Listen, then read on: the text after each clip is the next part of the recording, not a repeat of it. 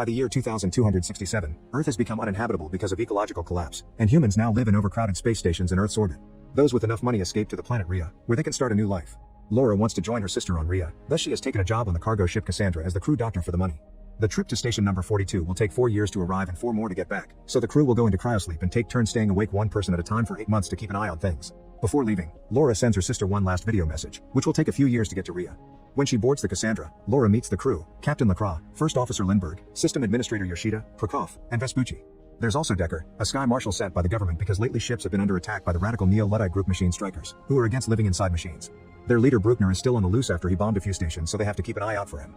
The crew enters cryosleep and things go peacefully for 3 years. When it is Laura's turn to wake up, she finds a message from her sister Ariane waiting for her, where she expresses her worries over the terrorist attacks. Laura sends her a message back and then concentrates on establishing a routine to keep herself sane, which includes reading, exercising, and keeping an eye on the ship's performance. One day, Laura begins hearing noises inside the ship. She follows them to the cargo bay, where she suddenly finds something banging at the door. Terrified, Laura runs away and is shocked to bump into Decker, who explains he was automatically woken up when the system detected someone entering the cargo bay, which is forbidden. Laura tells him what happened and rushes to wake up Lacroix, since the rules say the captain must be around during unexpected incidents. Once Lacroix wakes up, the three of them investigate the cargo bay and find the astronaut suits thrown on the floor. Lacroix wants to believe the air pressure tossed them, but then he checks the system logs and discovers multiple illegal accesses during Laura's shift. Afterward, the trio suits up and enters the containment area, leaving a metal plate at the gate to keep it open. They split to look for clues and Laura climbs to the upper area, which consists of dangerous narrow bridges to walk on. Suddenly Laura notices something falling. It is Lacroix. Decker and Laura rush to check on him and find him unconscious. At that moment, the gate starts closing because it's bending the plate, so Decker picks up Lacroix and runs with Laura to get out before they get locked inside. By the time they make it out, Lacroix is dead and no CPR will bring him back. Since this is an emergency now, the whole crew must be woken up. Following protocol, Lindbergh becomes captain and she immediately assigns tasks. Yoshida must inspect the logs for suspicious activity, Laura must do an autopsy on Lacroix, and Prokop and Vespucci must fix the gate. During the autopsy, Laura confirms Lacroix died when he fell. She also discovers one of his eyes is an implant. She and Decker connect the eye to the computer and check the recording of Lacroix's last moments. To their shock, Lacroix finds an open containment unit with a biohazard warning on it, which doesn't make sense because they're supposed to be transporting construction materials. While Prokop and Vespucci discover the gate's gears somehow broke, Laura and Decker return to the cargo bay and use Lacroix's badge to investigate the containers from the video. They go deeper inside and find all units connected by thick pipes. A closer look reveals a huge surprise. There are sleeping humans inside all of them. They call Prokop and Vespucci to help them move a unit with a kid out of the bay, which raises an alert in the system and all the units start moving. The men move quickly enough but Laura almost falls and has to grab onto the stairs until Decker comes to help her. Moments later, they bring the unit to the medical bay. Lindbergh isn't happy about this because they aren't supposed to mess with the cargo, but now the rest of the crew wonders if Lacroix was murdered for seeing something he shouldn't have. Someone clearly set the containers in motion to kill them too, but Lindbergh insists it was just the system putting the units in order and that they should take the kid back. Decker reminds her this is a murder investigation and Laura gets to do a full inspection of the kid. The scan confirms the child is under cryosleep, but she can't learn anything else because the tank is blocking her machines. Laura asks Decker for help and he uses a special program that will open the unit's digital lock in a few minutes. While they wait, Laura tells him about her sister in Rhea, and Decker kisses her. Meanwhile, Lindbergh asks Yoshida to investigate Decker, thinking there's something wrong with him. At the cargo bay, Prokop and Vespucci begin hearing weird noises coming from the inside. Once the container is finally unlocked, Laura takes a closer look at the kid and discovers there is a perfected virtual reality connector embedded in the girl's spine, something Laura never saw before. Decker wants to disconnect her, but Laura refuses because it could cause irreparable neural damage. Reluctantly, Decker understands and asks Laura to keep this secret for now. Afterward, Laura sends another message to Ariane, telling her about her findings and complaining about how long messages take to arrive. In the meantime, Yoshida tries to access Decker's file only to get blocked out. 20 minutes later, Laura is surprised to get a message from Ariane back so soon.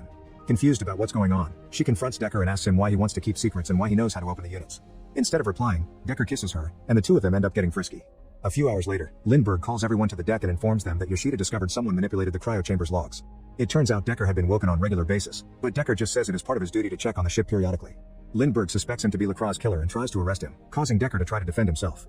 Yoshida and Vespucci manage to overpower him, but in the struggle Decker gets hurt, and Laura asks them to bring him into the medical bay to avoid blood contamination. Laura takes care of Decker's wound while ignoring Decker's attempts at chit-chat, and before she leaves, Decker confesses they aren't going to station number 42, they're actually going to Rhea. Afterward, Decker is put back into cryosleep. In private, Laura asks Yoshida to check the ship's destination. Yoshida confirms they aren't going to station number 42, and since it's impossible to change coordinates after the flight already began, it means this was planned from the beginning. When Laura brings up her messages arriving quickly to Rhea, Yoshida points out Lindbergh is lying to them since she should know the coordinates. Afterward, Yoshida goes back to her computer to see if she can find out more. While Laura has a drink with the guys, she notices the power fluctuating and worries about Yoshida, so she goes to check on her. Unfortunately, Yoshida is already dead. Upon hearing this, the crew immediately goes to check on Decker and discovers he's escaped the cryopod. The logs indicate someone left him out. The crew gets armed and goes looking for Decker. Laura and Vespucci go to the lower deck and find an open duct, which makes them think Decker escaped through there. Vespucci goes to the other side of the vent while Laura climbs this end, and she ends up finding a secret chamber full of trash. Suddenly she's attacked by a man and in the struggle, Laura shoots him. A closer look reveals this guy is the terrorist Bruckner, and there's a box with his belongings nearby. Laura finds pictures of the machine strikers working to develop natural resources and discovers Decker as part of the organization.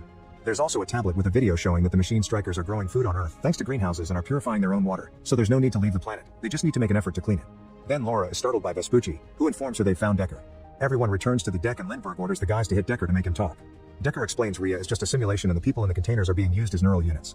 The government is lying because if people knew parts of Earth are habitable again, the system would crumble. Decker admits Bruckner cracked up and killed Lacroix, but not Yoshida. Vespucci and Prokop take Decker away while Lindbergh asks Laura to finish with the kid in order to send her back to the cargo hold. Lindbergh also wants Laura to go back to cryosleep, promising to take over her shift. Getting suspicious, Laura takes out her gun but Lindbergh beats her to it and ties her up. Lindbergh explains that settlement on Rhea actually failed, and the simulation is only temporary until they manage to find a new planet to terraform. This simulation allows people to stay alive with hope, and Lindbergh won't allow anyone to get in the way, so she'll kill Laura and Decker with the excuse they killed the captain. Meanwhile, Vespucci and Prokop take Decker to a random corridor and demand to know everything. When they hear Lindbergh knew all along, they go back to capture her and put her into cryosleep. Vespucci tells Prokop they should connect themselves to Rhea because a simulation is still better than this crappy life they have. In the medical bay, Laura manages to start safely waking the kid from the unit. Decker apologizes for lying and asks for her help. Laura accepts as long as he rescues her sister from the simulation. Afterward, the crew makes a plan. They'll finish their trip to station number 42 because that's where the simulation is kept, so Decker will connect Laura to the system in order to send a message with the truth to Earth. Then they'll blow up the antenna. For the next few days, Decker and Laura spend their private time together, and Decker tells Laura how nature has reclaimed every spot on Earth. When they finally arrive at station number 42, they delay the delivery of the cargo, which gets them 30 minutes to pull off the plan. Laura discovers the child is awake and wandering, so she has to quickly take her back to her room to keep her safe. Prokop and Vespucci secretly work against the plan because they want to connect themselves to Rhea, and to do that they'll need Lindbergh's badge. Vespucci burns his hand with cryoliquid to retrieve it from the tank while Prokop reprograms the unloading of the cargo to 10 minutes instead of 30. Next they use the badge to access the units and disconnect 2 people to take their places in the simulation. As the system gets ready for delivery protocol, it wakes Lindbergh up. Meanwhile, Decker goes on a spacewalk to put the explosives on the station's antenna before he goes looking for Ariane's container, luckily finding it quickly.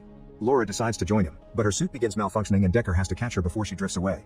Decker explains to Laura that the units can't be just unplugged without killing the people inside, so Laura asks to be connected to the simulation in order to meet her sister and send a message. At that moment, the ship begins delivering the cargo automatically, meaning they only have a few minutes left before the ship begins the trip back. Decker connects Laura to Rhea and Laura is shocked to appear in the most beautiful forest she's ever seen. In a house nearby, Laura reunites with Ariane and her kids and cries over having to destroy their happiness. She runs away into the woods and records a message for Earth explaining the truth behind Rhea, finishing right before Decker wakes her up with bad news.